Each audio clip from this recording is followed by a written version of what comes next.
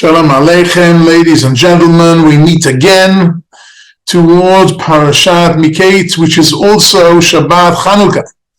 What is the connection between Parashat Miketz and Shabbat Chanukah? And more than that, I want to understand, what did Yaakov think when he was telling his children, his sons, to go back to Egypt, to Yosef, for a second time, where Shimon has already been arrested there in prison, and he's sending with them Binyamin, and he's finally convinced, because he has the solution. He will send with them a special present. He will send a present of a few types of nuts and a few types of things.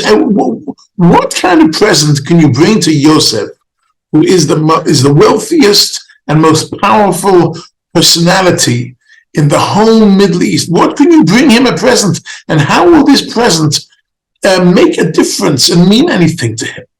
What is going on here? I would like to look into this present. So the Pasuk tells us that he says to his sons, "K'chu mizimrat haaretz beklechem, v'horidu la'ish mincha, ma'at sori u'ma'at dvash, nechot v'lot botnim ushkedim." It sounds like he's bringing them a kind of a platter of fruit, of dried fruit, nuts. What is really going on here? However, we find the key expression, which is a unique expression, mizimrat haaretz. Take with you, zimrat haaretz is Rashi, such wonderful fruits and nuts, that it is zimrat haaretz that people sing when they say, "Oh, he said, wow, look what we've got," and people, it makes people happy. That's Rashi. The Sforno says that it has to be something. It says ma'at. It says ma'at sori, ma'at vash, a little bit of this, a little bit of that, because when you go to such a big king, quantity doesn't mean anything to him. Quantity, he has an abundance of everything. But if it's something qualitative, it's high quality, even if it's just a little bit of this, a little bit of that, it'll mean a lot to him, as long as it's very, very unique in its high quality. But what is it? What are these really? What are these nuts? Are they really nuts? What is going on here? So it's interesting to see that the Kli Yakar, we've mentioned a few times, Rabbi Ephraim Lunshed, 16th century, brings out a beautiful Perush explanation, that he says that these, out of these 6 things, 3 of them were in the wagons taking Yosef down to Mitzrayim. It says, there was a convoy of wagons of Ishmaelim coming down from the mountains of Gilad towards Egypt. 3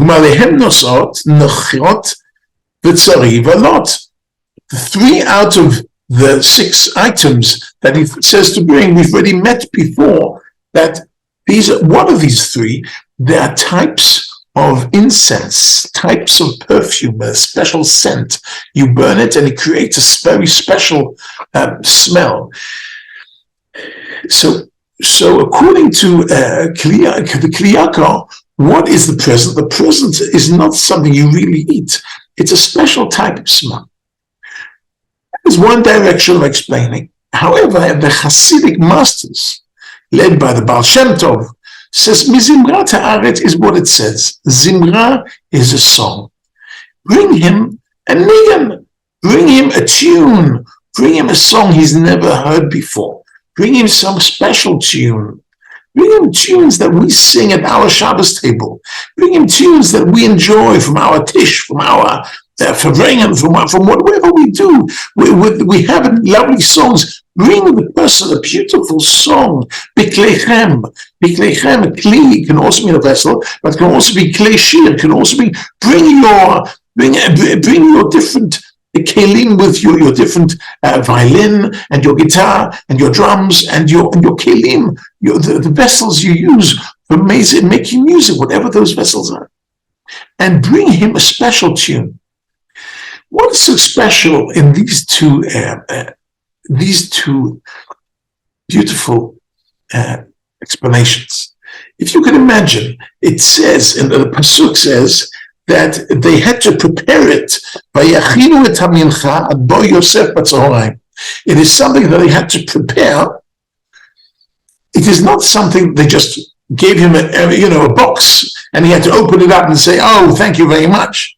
No, it's something they had to prepare before he arrived. What is it something they have to prepare before he arrived? So exactly, if it's burning incense, so it has to be prepared so that there'll be a good smell in the room when he arrives.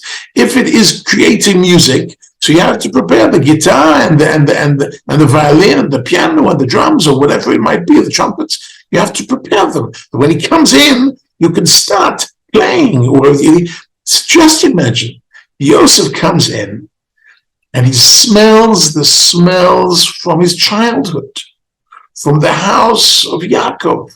And he hears the tunes from the Shabbos table, from the house of his father, his house where he grew up.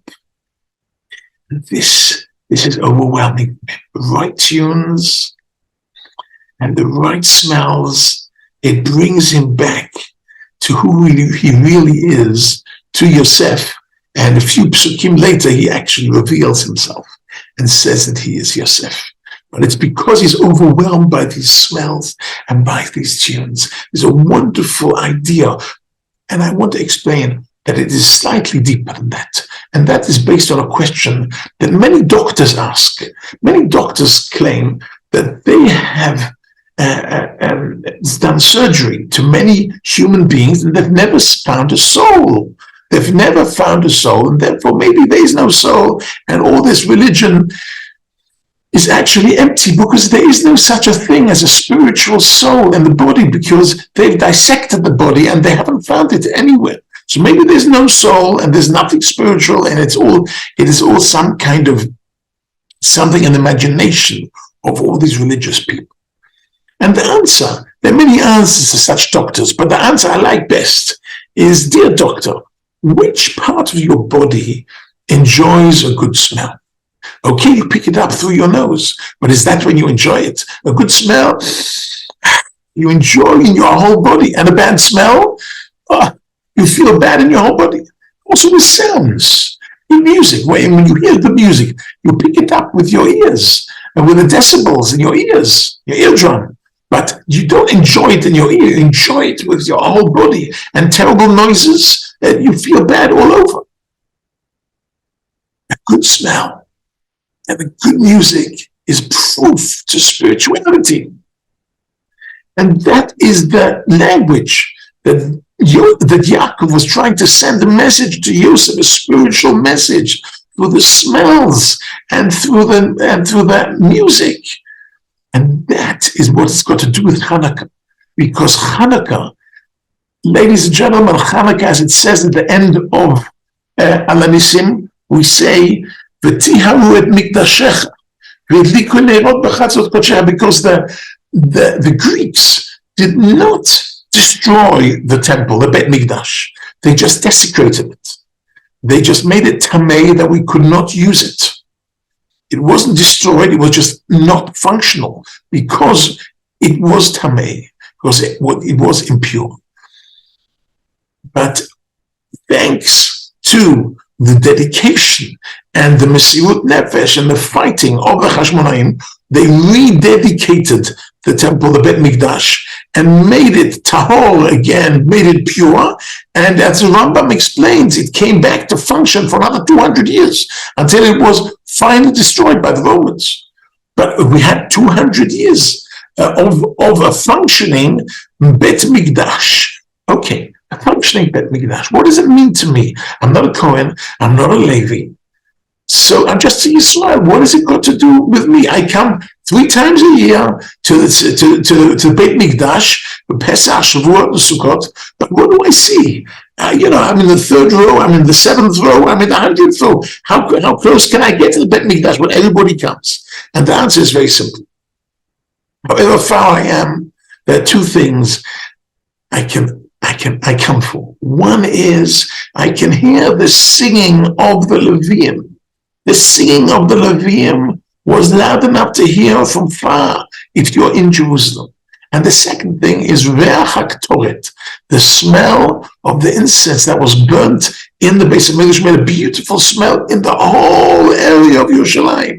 If you came to Yerushalayim, you smelled the smell, you heard the music, you connected to your spiritual home, which is Beis HaMikdash, which hopefully will be redone and we can go back to smell those smells and hear the music. B'mehera b'yameinu, amen.